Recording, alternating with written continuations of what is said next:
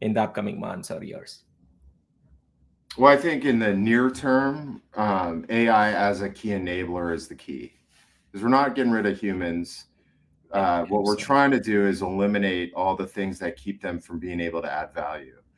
So, like, and that's to me the key to AI. So, like, what you and I were talking about, like, we want to be able to answer a question credibly. On if we go back to that first call thing, we want to be Yeah, able to answer that question credibly. What happens today when I get a question I don't know? A, I look bad. But B, then I got to go into Slack. I got to do all this things. Like, can we eliminate that? You talked about preparing for a call. 6 minutes? That's great. It used to take 3 hours and you still had no idea what you're doing. Right. So, like, can we can we enable?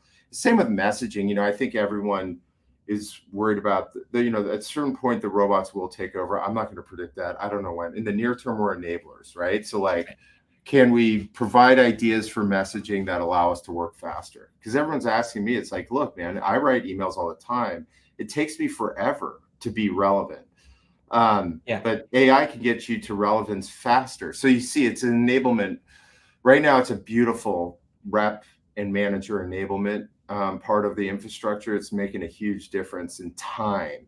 If we take all the things we talked about, our ability for the humans to be more valuable to the buyer, it requires that we give them more time back in a valuable way. Because I think the first iteration of sales tech was like, oh, we'll give them time back, but we weren't adding any value necessarily. Now with AI, we can add value. We don't just give them the picture of what's happening in a business. We make recommendations on what you might say, right? And we don't just there's so many examples of that, but like that's the key is AI as an enabler is actually not just providing visibility, so to speak, or anything. It's actually taking away mundane tasks and actually making recommendations so that people can not just work faster but work better. So that's really how I'm thinking about it right now.